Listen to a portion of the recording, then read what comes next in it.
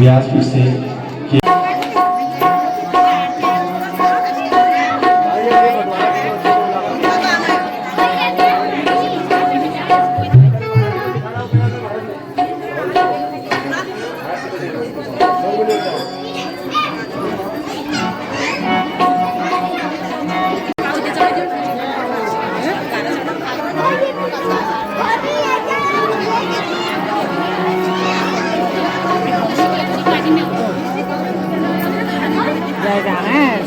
धीरे धीरे धीरे धीरे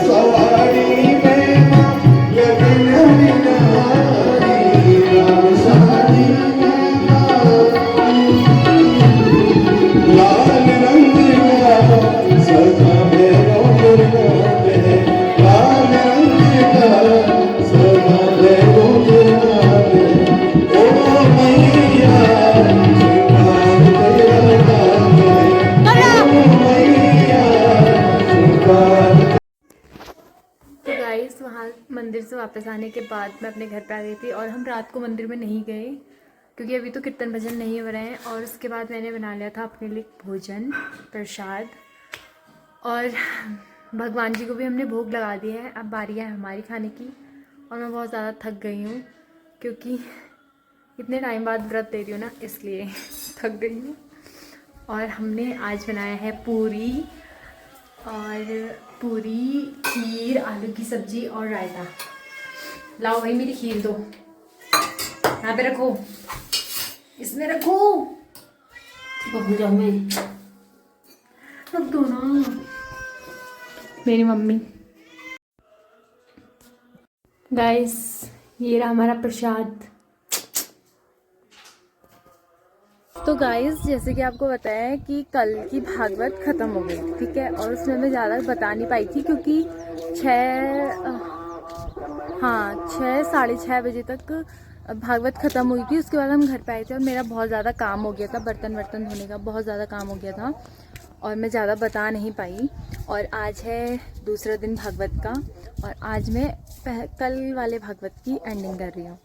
तो भागवत तो काफ़ी ज़्यादा सुंदर और काफ़ी ज़्यादा अच्छी रही थी और जो हमारे व्यास जी हैं उन्होंने भी बहुत अच्छी बातें बताई थी।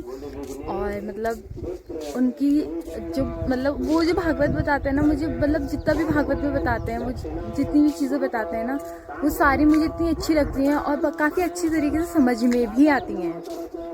कुछ में मैं बोर हो जाती हूँ, जैसे पहले वाले आए थे तो मतलब कुछ में मतलब ऐसा हो जाता है बोर टाइप, बट वो पहाड़ी में बता रहे हैं और वो बीच में हंसा भी देते हैं, बहुत सारी चीज़ें हो जाती हैं। तो हाँ, थोड़ा मतलब मन करता है सुनने का कि हाँ आगे क्या हुआ था इस टाइप का।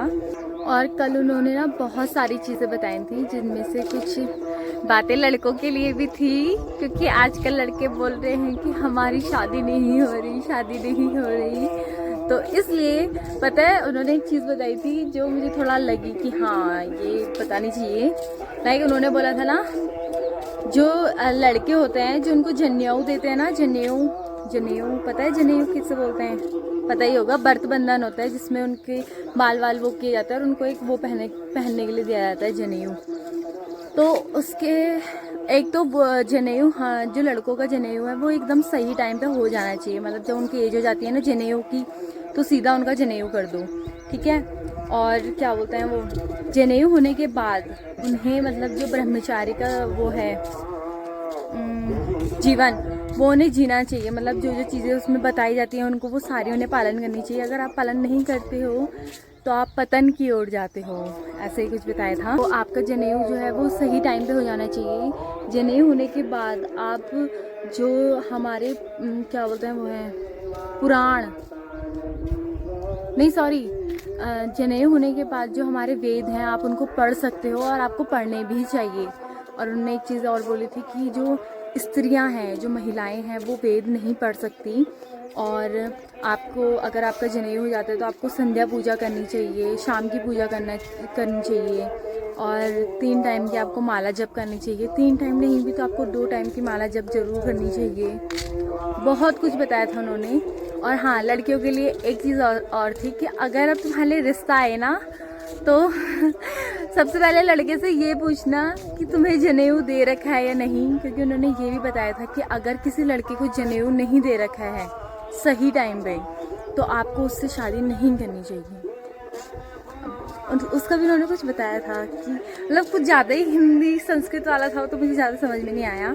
और व्यास जी ने पता है पूरी भागवत पहाड़ी भाषा में की, कुमाऊनी भाषा में की, जो सुनने में आहा क्या आनंद आ रहा था। सही है यार, एकदम सही है, क्योंकि वहाँ भाई बुजुर्ग महिलाएं भी आती हैं जिनको हिंदी नहीं आती, उनको समझने के लिए बहुत आसान हो जाएगा और पूरी भागवत उन्हें समझ में भी आ जाएगी कि क्या बोल रहे हैं, क्या बात बता रहे हैं, सब कुछ। तो कुमाऊनी में थी हमारी भागवत, जितना मैं कैप्चर कर पा रही थी उतना मैंने कर लिया था। बाकी अब मैं ऐसे तो हो ही नहीं सकता यार, पूरी मैं वीडियो ही बनाते रहूँ, मुझे खुद भी सुननी थी कि क्या क्या हुआ था, क्या चीज़ें हैं, क्या चीज़ें वो हमें बता रहे हैं, क्या अच्छा है क्या बुरा है।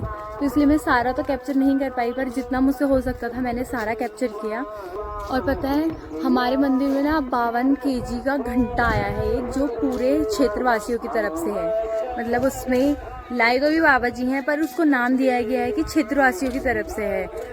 जिस किसी को भी मतलब उसमें दान करना हो उस घंटे के लिए तो वो दान कर सकता है, ऐसा वाला है। तो ये चीज़ काफ़ी अच्छी है कि क्षेत्रवासियों की तरफ से अगर कोई दान करना चाहता है तो कर देगा, नहीं करना चाहता तो उनकी मर्जी है। और कल जो हमारा, आपको पता है कि हमारे मंदिर में प्राण प्रतिष्ठा भी हो रही है मूर्ति की, तो क्या बोलते हैं, प्राण प्रतिष्ठा हो रही है। तो मंदिर में 9 दिन तक माता को अलग अलग चीज़ों का अनुभव कराया जाएगा। जैसे कि कल जब हमारा पहला दिन था नवरात्रि का, तो जो मूर्ति हमारी वो हुई थी, प्रकट हुई थी, उस मूर्ति का कल जलम दिवस था। मतलब कल पूरे दिन भर 24 घंटे वो मूर्ति जल में थी। ऐसे ही 9 दिन तक मूर्ति हर एक अलग अलग चीज़ में रखी जाएगी, कभी घी में, कभी पुष्प में, कभी अन्न में, ऐसे करके फिर 9वें दिन में माता की प्राण प्रतिष्ठा हो जाएगी पूरी। और माता को, हमारे वहाँ जो माता प्रकट हुई है, जो मूर्ति प्रकट हुई है, उसको नाम दिया गया है अन्नपूर्णा। वो बाबा जी को लगा कि हाँ अन्नपूर्णा का रूप ही यहाँ मतलब वो हुआ है, तो इसलिए अन्नपूर्णा का नाम दिया गया है। आई होप आपको ये व्लॉग अच्छा लगा होगा, और अगर अच्छा लगा हो तो लाइक कर देना, शेयर कर देना एंड सब्सक्राइब कर देना। और अपना ध्यान रखना, क्योंकि हाँ पता है बाबा जी, नहीं सॉरी, व्यास जी एक चीज़ बोल रहे थे कि ये जो ऋतुएँ होती हैं ना, ये चैत का महीना और जो आगे आने वाला है, ये काफ़ी मतलब वो होता है, तबीयत ख़राब करने वाला है। इसमें इंसान की तबीयत बहुत ज़्यादा जल्दी ख़राब हो जाती है, और मेरी हो भी गई है, क्योंकि कल रात मैंने पंखा वंखा चला दिया था और मैंने थोड़ा ठंडा भी पी लिया था, जिस वजह से मेरे गले में दर्द हो गया और मेरे पैरों में दर्द हो गया और मैं रात भर सो नहीं पाई, मेरी हालत बहुत ज़्यादा ख़राब हो गई। तो आप सभी लोगों से यही गुजारिश है कि अपना ध्यान रखना, बहुत ज़्यादा ध्यान रखना। और इस टाइम पे आप जितना हो सके उतना कम खाना, मतलब लिमिट में खाना। मांस मच्छी को थोड़ा साइड कर देना, नहीं मत खाना, और थोड़ा मतलब लिमिट से ही खाना। यही बोल रहे थे वो कि इस टाइम पे लिमिट से खाना चाहिए, हर एक चीज़ का ध्यान रखना चाहिए। तो अपने ब्लॉग को यहीं एंड करते हैं। Thank you for watching, bye bye.